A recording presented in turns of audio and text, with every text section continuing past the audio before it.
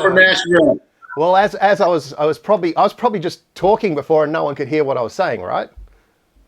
I was just mute. I was just watching you. Well, there you go. So you know what? I need to learn sign language until I can actually work this system. So this is.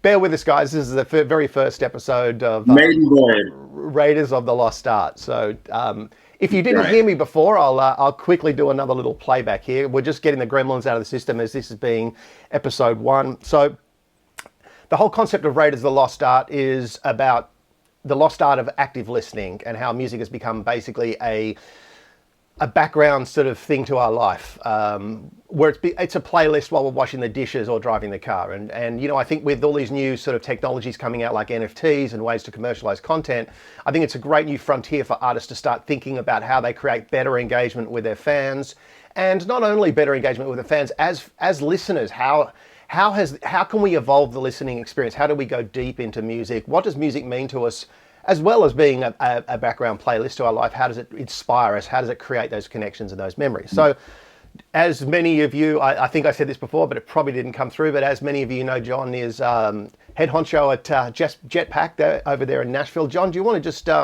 give us a little bit of a playback on what Jetpack actually is? Sure. Yeah, Jetpack is a future-facing music and media company. We have a record label called Jetpack Label Group that kind of dovetails into the Sync Center. The Sync Center is our film and television synchronization unit. We do sync supervision and clearance. And we're excited about the future of music. We've got artists all over the world that are succeeding at what they're doing. Artists that are launching records that are profitable and with zero debt from record one. Artists that are breaking 2,000 a day in e-commerce sales. So, it's all about really empowering the artist to build the record label around the artist rather than the inverse of that, which was kind of, serve the label, feed the beast. And, we've seen, there's obviously successes over the past 30 years with that model, but most of the artists, it's kind of like the storming the beaches at Normandy. Most of the artists got pummeled and killed on the beaches of Normandy. So our mission is to kind of replace the great artists we've lost with healthier artists who have kind of a healthier career and a healthier model around what they do. Right. Well, that's obviously why I'm excited to be partnering with you and exploring all these new angles. And it's great to be working with you. And already just to have a product that's basically is working really well and paying for itself is fantastic. The response has been great. Has been great. So onto that, I thought, for this first episode, as we're getting the gremlins out of the system, and I did mention before, guys, I have comments. So Ben, hi. I can see your comments there. So if you want to share comments, I'll be able to add them to the screen. I'll be able to, So we'll be able to. So if you want to ask questions, please do so. We can share that with the live stream for everyone else. So with being episode 1, I thought with this sticky tape Band-Aid solution that's all running off my MacBook, I thought we'd just start with something really simple. So as you may or may not be aware, I've got a new piece of work out called Decode. It's an audiovisual experience. It has music and video. The music is about going deep, and I've hidden a whole heap of different codes into the music. So I thought we'd start with a very simple track called Imaginarium today. The concept for Imaginarium is, I'm like the big kid that always asks why? Are we there yet? Are we there yet? But I like to ask why? And so I often wonder about these words, these buzzwords, and it's not so much a buzzword, but what is imagination and how do we cultivate it? And why is it that when we're kids we have it and then we seem to lose it? And for me, it's a really interesting topic. And so the whole concept of this with the kids talking at the beginning is trying to actually delve into this word imagination and how do we create atmospheres for ourselves that get us into a state of creativity where our imagination can flourish. So what do you think, John? Do you think we should just play the track first and then delve into it? Yeah, maybe we just listen down and kind of get on the same page. Okay. Yeah, I think that's a great place to start, and then we can deep dive, Okay, tear it apart. Well, let me. And this is how do you pronounce it? Imaginarium?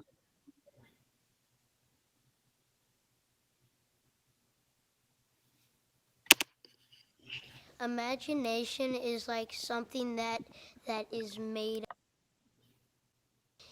create in your mind.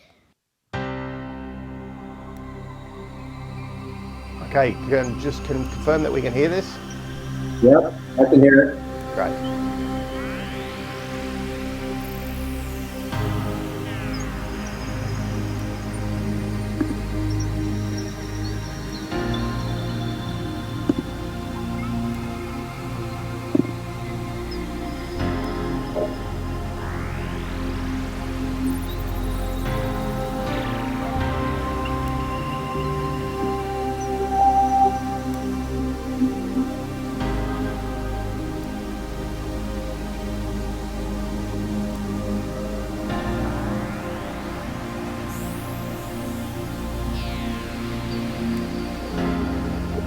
Can you bring it up a little bit?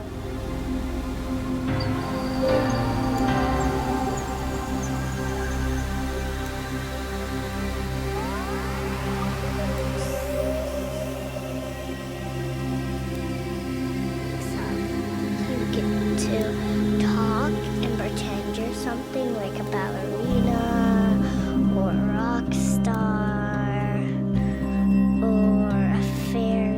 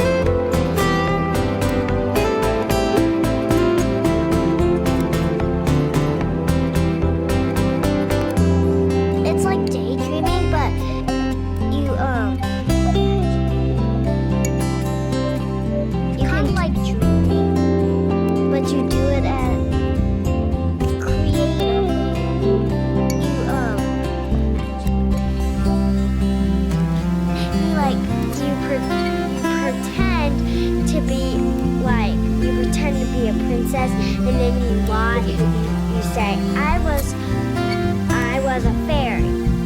That's fine.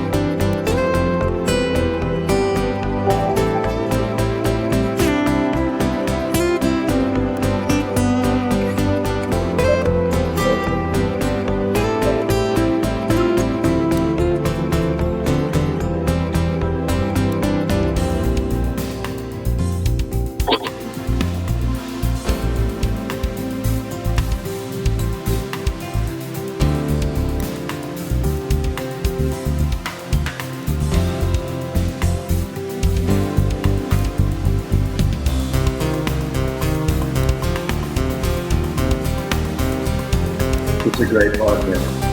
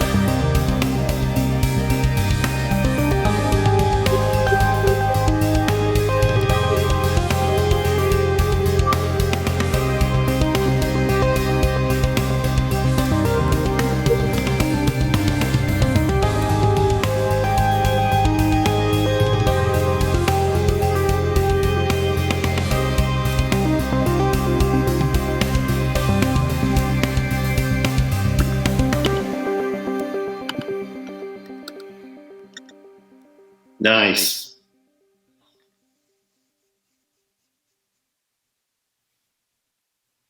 Okay, well there you go. That was Imaginarium. So yeah, that's just a playthrough to get us started. But I think, John, do you want to ask me some questions before I deep dive into some inner workings of this? We can talk about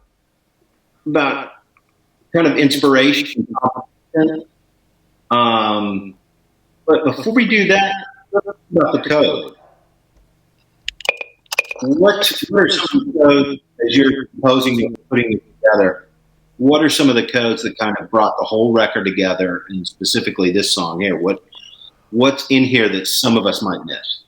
Well, there's okay, so the code that's in this that's really interesting to me is you may or may not know that I've been working with my business partner Ahmet Zappa for a while on a technology called Resonics, which is looking at experiments in how by manipulating sound frequencies you can create changes in human emotion. And so how do we create a state of emotion which helps soldiers in the battlefield sleep when they're in battle ready state? How do we help athletes be more attuned when they're on the court, for example, if they're playing tennis? Or how do we actually get human performance at the next level by listening to music? And again, part of active listening in this sense is not actually focusing on the listening, but allowing some of the frequencies in there to do some work for you. So basically, without getting into too much technicality, because I can explain this whole process in another webcast, is what I did in here is I've actually added some of the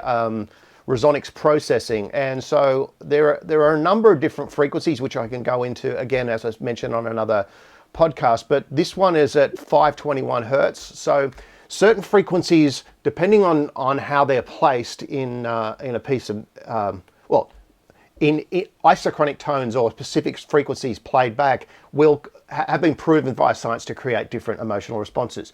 So our methodology is how do we intrinsically include some of these frequencies in a mix to create that response. And one of the things that we found was in modern music that's tuned via a Western 12-tone temperament tuning system, which is A440, is that all these notes that have been designed to be in tune together, the frequencies that have been chosen for those notes are actually disharmonious to the human physiology. So again, without getting super technical, you might have heard of 432 hertz or 528 hertz as opposed to A440.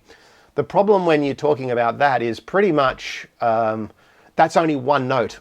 So when you're talking a mix of music like what we're listening to, there is octaves and octaves of every single note in a musical scale. So what we decided to do was to build a system which took a mix, sliced it into different components, and then retuned every single note of the musical scale back to a harmonic tuning.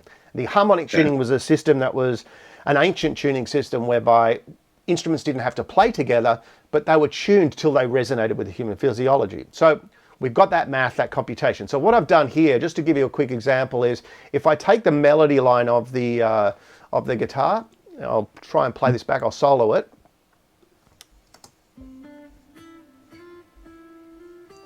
Okay, let me just turn it up a little bit more. Yep, so this is the guitar. Let me just do this.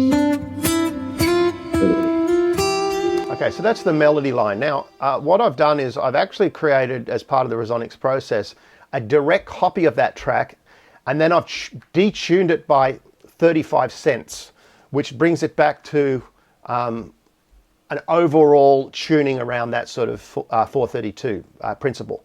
So what I've then done is I've run you can see that this is an EQ here where I've only let 832 pass, and I've got a very tight Q on it. So if I solo that, I mean, it's muted. Hang on, let me just unmute that. It's got automation on it for some reason. There's the automation. Just bear with me. Take your time. Can you hear that little? Right.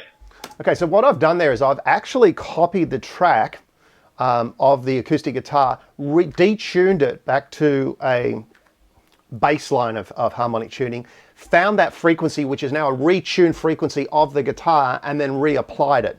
I've also done it, and so that 832 it's designed to give you clarity. And then I've done another version of that, which is at 963 hertz, which is again a different sort of bandpass filter, which is just here where I've just used the 963. So these are two common tracks. Now, if I put both of them that's together, the only thing that's coming through, that notch frequency. it's only that notch. So think of I've retuned the guitar melody, then I've actually only allowed through with a very tight cue that frequency. Okay, and I've done it twice. And then I've put a direction mixer, and in the direction mixer, I've basically put it in front of me and behind me rather than left and right, which creates a binaural beat. It's not so much a binaural beat because the frequencies are too wide apart, but it's that principle. So if you listen to both tracks together, I'll solo just one. It might be hard to hear that, but it's there. But it's actually designed in a way to actually sit around the other guitar track. And what I've actually do is I have to put, you may or might not be able to see this on your screen, I've actually have to so there's no real key phasing, I have to actually add a delay to it, which is 42 samples in this particular section, and that gets rid of the actual phasing. So there's a bit of computational math in it.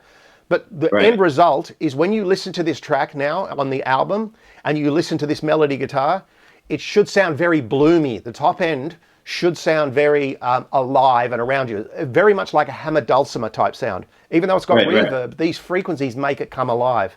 And they're very much a cleaning and clearing energy that I've actually applied to it. So if I add them to the track, you won't hear the key differences, but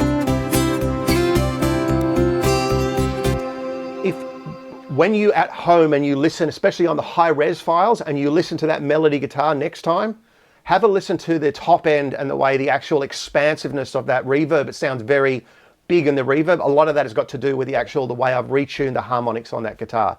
And that is a part of the Resonics process. If I opened another track, I'll actually do this on another thing where I'll break down Resonics more, but that is something that you would never, ever, ever, ever figure out unless they're showing it to you, basically. But it's just the way my weird brain works, basically. That's something, and as I've listened to this record, I guess dozens of times over the past 5 months. For me, this song feels expansive. It just has a very childlike openness to it, and I don't know if you intended that in the Resonic stuff, but it feels very free and unpretentious. Absolutely. So I've done a similar thing with the synths at the opening. So I've just focused on the clearing energy. And so same with Apollonia at the start. It's about, I really try to, on this track, is to try and, whilst all the other tracks have got all this sort of really deep technical sort of time code signatures and really intrinsic thing, this is at a place in the album which is just it's a breath, and it's about a reflection. And so I really worked hard on this track, not just to go about, okay, aren't I playing a really cool set of chord structures here, or how cool is that I'm applying this? It was actually the inverse of that. It was, how do I deconstruct what I've put into, say, Apollonia and Senshai in a way that actually lets the music take a breath and sets it back up for a new stage. So it's very much a compositional technique around dynamics and trying to create emotion rather than thinking about the note choices and me shredding a crazy guitar solo or doing some other really weird thing. And it's also a reflection of my brain too. Like sometimes I'm completely mental and want to and be really deep on something to the nth degree where I'm very technical. And other times it's about how do I actually take a breath and calm myself down and set myself up Right. for that state. So I'm glad that resonated with you, because that was an intended piece. Yeah, I mean, it's interesting. I mean, the whole record of code, the soundtrack, it doesn't feel forced to me. It feels very natural, and with instrumental music, that's often not the case because people are trying to put everything in there and try to say everything in every song, and you take a very it feels like you really step back at a high level and just took a very natural approach to it, which makes it listenable for people like me and all the customers and consumers who have bought it already. I think for me, John, one of the biggest challenges in my whole life as a musician, a lot of people say I'm a musician or I'm a very technical musician. And that's because I just, like a lot of my friends, they're great players. It's just really intensely focused on your technique. But, I try and look at from a design thinking approach. It's that your technique is one component of the actual package that you're trying to put together. And for me, I understand that people who just want to go out and shred all their chops and show all that sort of stuff, that's fantastic. For me, I use that as an ingredient in my soup, which is when I want it to be spicy, I can make it spicy. If I want it to be out there, I can make it out there. But ultimately for me, this is not, I never did the code, to be honest, with the listener in mind, other than this jigsaw puzzle in my head of how do I put together something that's got all these elements that is ultimately listenable for someone else, but touches me personally as a piece of music rather than shows off how great my guitar playing is. And as a guitar player too, through my life, I've evolved through different stages of my playing, and these days I see myself much more as a composer than a player. But even on my first album, The Elements, there's a lot of crazy playing on there. There's a lot of crazy playing on this, but it's really been about where does the playing sit in the picture of what I'm trying to say with a piece of work, It serves the song. Yeah. Rather than self-gratifying. But it's also interesting you say that, because you look at some of the songs on this and there is so much technical stuff in there. Actually, one of the hardest things I found with creating the code was, how do I make this stuff listenable? Because, I want to put Morse code of this sentence into this song over here, and I want to take these animal DNA fragments and then apply them to an Ableton push and then push that into sequences. This is outside stuff, and I didn't want it to sound experimental though. I wanted it to sound like music. So it's that synthesis of technicality and simplicity, which is exactly the way I look at life. Fibonacci sequences, plants, animals. If you want to get into the depth of how we work as a human or as a plant, it is super technical. But the beauty is the simplicity of what you see on the surface. So for me, the hardest bit of work, and why this took so long was in producing this work, was how do I make it simple and beautiful, rather than, we can go into these sessions and go into the scientific breakdown of everything, but at the end of the day, it was a key focus was to try and package it up in something simple. Well, I think you arrived there. I know you worked on this for a handful of years, but I think you arrived there at that simple and beautiful place that really, that just makes it listenable, Yeah, well, thanks. Hey, question for you as a guitar player, and something as I've listened to this, there seems to be some sort of slapped or percussive acoustic thing going on. Yep. Do you know what I'm talking about? Well, there are so many tracks going on here. Is it possible to solo that? Yeah, sure. Let me just let me just simplify this down. So I'll take the automation off here, and we can just get into having a look at. So all the blue stuff on here are guitar tracks, basically. So I'll take you through where the melody really starts here. I'll just solve this. It's like in that B section where time comes in. Which section? The melodic section. I believe it's a B section, and it's like a finger plucky percussive acoustic. Yep. That's up here.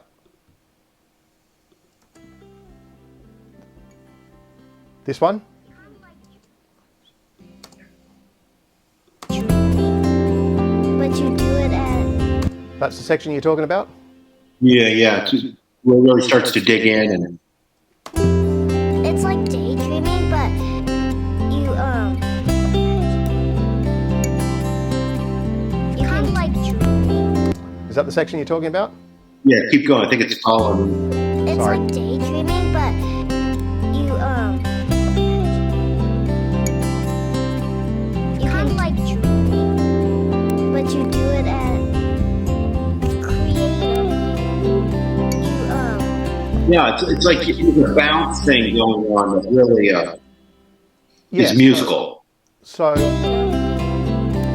there's a whole bunch of guitars going on there, obviously, and a lot of that, the way I envisage that whole component, I'll solo some up, is one of the techniques I use a lot is how I use different timings over each other that actually create a waterfall whereby the beat is pulled apart and then brought back together, because when you bring it back together, it creates this intense focus. And this creates the dreaminess when all the different things are playing different times over each other. So a lot of people will talk, okay, well, here's a 7/8 thing. Well, I'll often do, here's a 7/8 on the bass, 6 on the drums, and a 13/16 on the guitar. What if you want to look at it that level? But the end result in that is trying to create this dreaminess where it sets it up for bringing it back on the beat, which is exactly what happens later in the track when I bring the drums in. But if we solo some of these tracks going on here, like to give you an example, let's look at this one.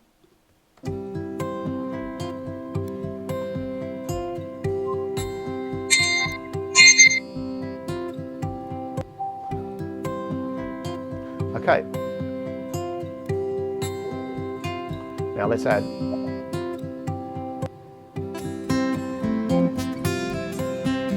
Yeah.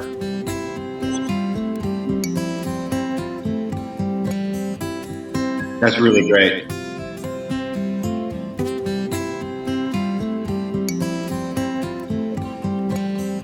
It's a cyclical, it feels. That's the top end.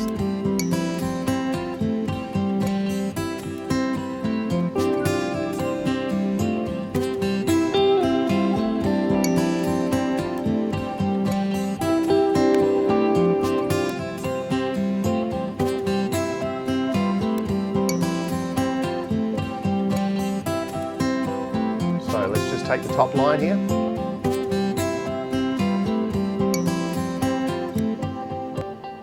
Nice.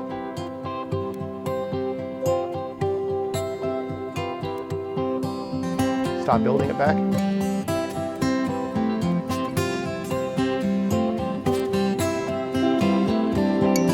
Now I'll bring the bass in.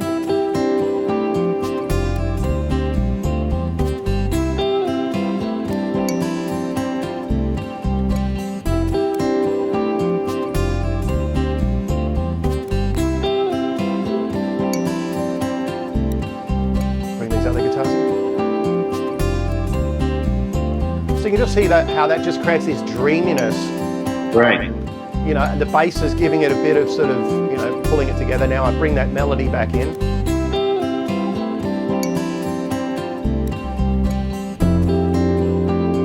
Yeah. But you can also tell from the bit before it,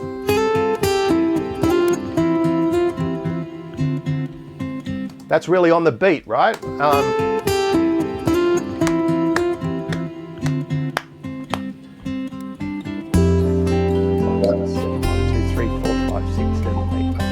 So I've got like a 7/9 thing going on one of the guitars. Noted. That's this sort of.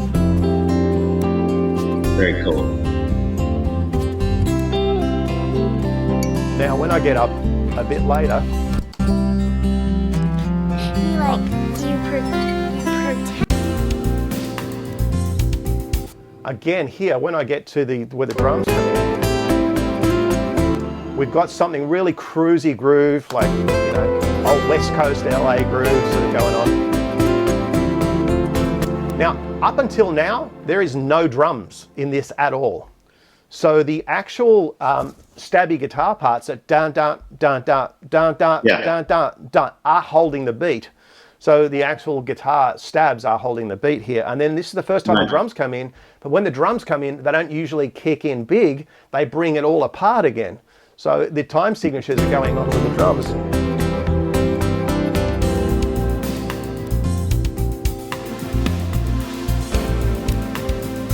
So the drums are playing a subservient role here. They're not the ones taking over. The actual groove is still going and the drums are playing on top and around the beat. So the guitars are kind of serving as they're the rhythm and drum anchor. That's right. So they're holding they're at the anchor of the track. And then when these drums come in, typically the drums will come in powerful. But what the visualization I had for this track is when these drums come in, this is the processing of thoughts of the dreaminess. So from a construction part of the song, the very first part is very dreamy, and it's about imagining when I create this stuff, I already have a picture in my head. And so this was all the dreaminess and the ethereal. Then this part here is the processing of how do I put this into a logical order, all the stuff I've been thinking about. So this is the visualization I had. And this when these drums come in, this dreaminess is starting to get processed. So think about that when you hear this.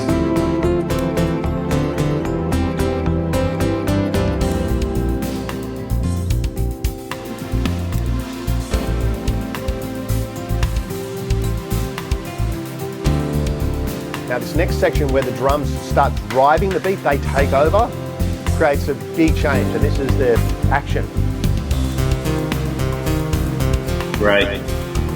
That's the outro. From a compositional aspect, there is a method in the madness for the way this is structured. So when this comes in, then the drums now take over and the bass takes over, and the guitar plays. It's very structured on the beat of the drums now. So it's now transitioned from the ethereal into the action. And so the way I used the drums was to create a visualization of, okay, so I move from this ethereal space into the processing, and now I'm driving forward. So this song is about, is that journey. Each song of mine on these albums, every single one of them is a journey to me, and this is where it starts to build. And you'll hear this is the groove, and then the next bit is when it even elevates further.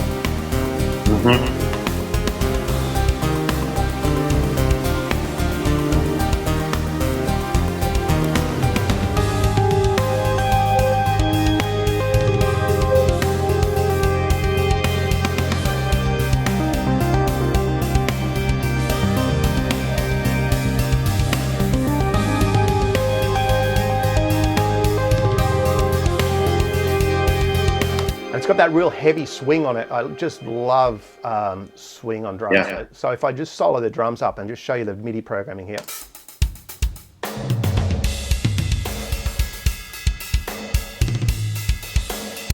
Way I write a lot of my drums, obviously I'm using Superior plugin here. I've got my own kits that I spend a hell of a long time just designing in the plugin. Sure.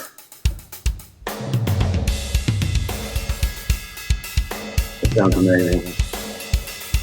So obviously each one of these there's the kicks,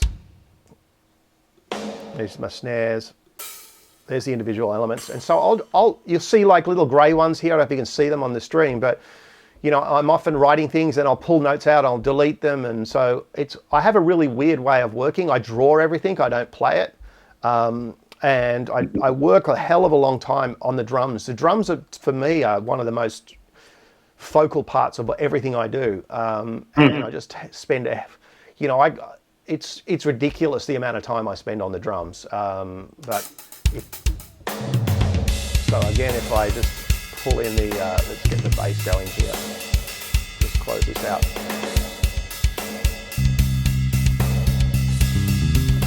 I love that section. It reminds me very much of Terminator 2. So you can hear that swing really. I just love, like, I don't know if you can hear it, the lateness of the snare just gives the swing. For me, the snare is everything in this. It's just, like, obviously the kick's doing, but it's just really, it's really pushy on the snare. It's got this real it gives it the real swing to it, you know. Sounds amazing.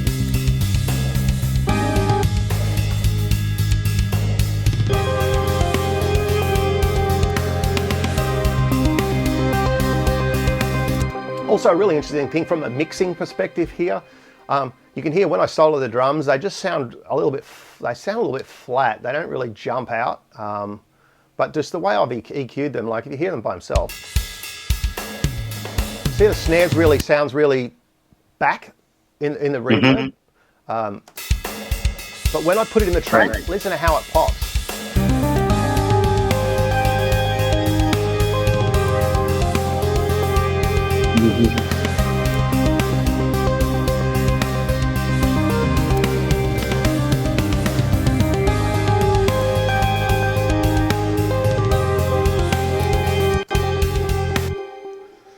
So yeah, so it's there's all these compositional elements of different things happening at different time signatures, and there's a lot of hidden tracks in there you may or may not hear. So if we hear go this bit here,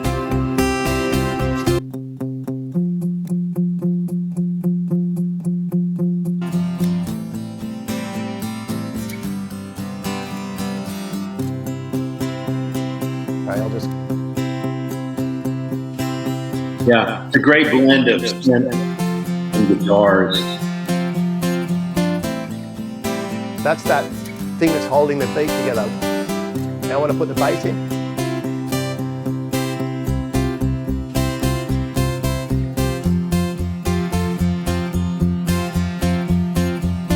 And it's very much something, you know, I absolutely love EDM music. And I love all sorts of music, and I just love what I love about EDM music is how they use the drops and the builds. It's very much a classical scoring technique, whereby obviously in most classical music, percussion just takes a background and it's driven by tension and release, the classical music, rather than beat. And, you know, EDM's obviously driven by beat, but they use a lot of those builds and drops as really emotional cues. But it's often, you know, just the bass is often driving a lot of this sort of stuff, where the drums have got this little 808 sitting on the background. It's just really interesting when you start to, at least for me, when I'm starting to analyze these different types of music, to understand how they've put it together. You can just learn so much about composing yourself, even if you don't like that style. There's just so much to learn. One thing I used to do years ago with my students, and I know a lot of students are probably tuning into this stream, is that I would do really crazy things. Like I would get a snare drum rudiment book and I would teach my guitar students snare drum rudiments. And they're like, what the hell? So I'd bring out percussion for the modern drummer or something. So, and it would be like, da da da da da da da da da da da da da da, and that would be the strumming pattern that they would have to learn. And they would have to, but what it did, it not only did they teach them the rhythm, it started to teach them about phrasing and listening to the phrasing. Secondarily, it got them to understand the different dynamics of how things can sit over other things. And then I'd move into listening to the horns from Earth, Wind and Fire and just get them to play a major scale in the timing of the horns of, say, Boogie Wonderland. And much as it sounds ridiculous, it's such a really refreshing way to teach guitar students, where they can start to listen to phrasing, timing, different techniques from different instruments. How would you play the Uelian harps, the Irish harps? I used to do that for tapping. That really got me into tapping. It's like, how do I start to learn my 8-finger stuff? It was like coming from, how do I start to imitate these different instruments? So it's, and that sort of played out in this album here, is like, yeah, there's, like anything, if you pull the tracks apart, there's different things going on. But this is probably the simplest of all the tracks that I've got. But still, even in this, there's definitely elements of tension and release using time signatures and blah, blah, blah. And we're going to be coming back every couple of weeks, just kind of taking a track and do a first listen, talking about the music, talking about what inspired it, what the composition looked like, just having a conversation about the song over the next, I don't know, every couple of weeks. And we're going to have some guests come in and talk about some different things as well. So I'm looking forward to this. Yeah, look, it should be great. And I hope this is good for everyone else. You know, please throw your comments in. As you can see, as you're coming in, I can see Robbie and Ralph and Matt and Ben all tuned in. So as we grow this, you know, I really want this to be a two-way conversation. You know, this is the episodes are going to be different. I was talking to my mate Pearl last night in the UK and some other friends in America and about potentially coming on here. So we might have some episodes which will be breakdowns of tracks like this, where you can ask me questions and I can talk about it. This is a great place because this will be restreamed back out on YouTube and Facebook and etc. Later on. So it gives a chance also for other people that might be tuning in for the first time to the code, or to for the people that have already been big supporters of me to ask these questions and to educate others, because John and I can only think of a certain amount of them. So really welcome any questions. And as John said, we're going to make this regular, and so we'll be doing breakdowns on tracks like this. We'll be doing Desert Island Discs. We'll be talking active guitar players, all sorts of stuff. We want this to be a home for people who we want to try and have a different conversation around getting back to this concept of active listening from a composition or from a listening point of view, and try and inspire others to just take on this journey of just being an outlier, charging a new generation. As I mentioned at the beginning, I don't know if you heard it because of the muting, but we're about to, as creatives, we're about to enter a whole new dimension, I believe, in the monetization and distribution of our content like never before. And I reckon this is a perfect storm for us to be thinking about how do we change the listening experience. How do we, the way I look at it, since the birth of the LP, as a listener, not as a creator, how has music improved? So if you look at birth of CD, mini disc, SACD, arguably it's gotten worse. As a listener, the format might have changed, but a lot of people will still argue that vinyl's better than CD. Obviously, they haven't heard properly produced content, but the format of CDs sucks, right? So it's the format has driven how we often create content. It's got to be this long. It's got to be format. Then also on the other side of it, there's been this commercial expectation of, it's got to be 3 minutes 30 to play it on radio. It has to have this hook. I believe we're entering a new generation whereby that stuff is 30,000 songs a day going on Spotify. We're entering a new dimension, and we should be taking that dimension by the horns and really charting a new territory. So that's what this live stream series is for. And I really thank you guys for tuning in, and let's just keep it up, and let's go on this journey together. I want to build a little team of active listeners and active participants here, and you all make this worthwhile. So without you, there's no point me doing it. So, and thank you all for the support of you purchasing my album. It's been just, to be totally honest, it's been amazing. Obviously, the guys at Jetpack have done a phenomenal job.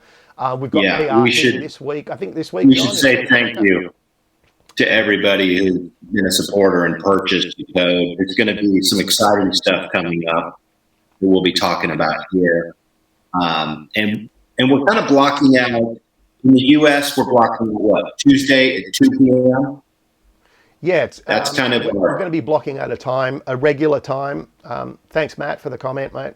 We'll be locking out a regular time. I think we're going to probably lock it in around 7 a.m. Melbourne time, which is around 2 or 3 p.m. Central, around 12 Los Angeles.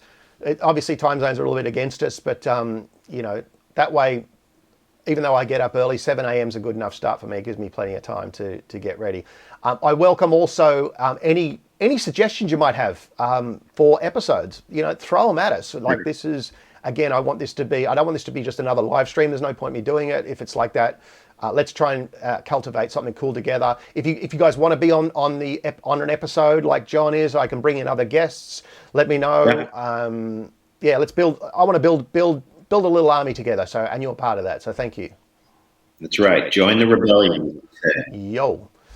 Okay. Well, this was great, Finn. Sorry. This was great. Yeah, it was great, John. Thank you so much for making part of your day to come out. Of course. I look forward to more conversations like this. All right, well, I'm going to close. Thanks, everybody, for coming on. Going to close out with the trailer, and keep an eye on. We'll be probably announcing the stream next week or week after. We'll start a regular schedule. Thanks, guys. Thanks for tuning in. Thanks, everybody.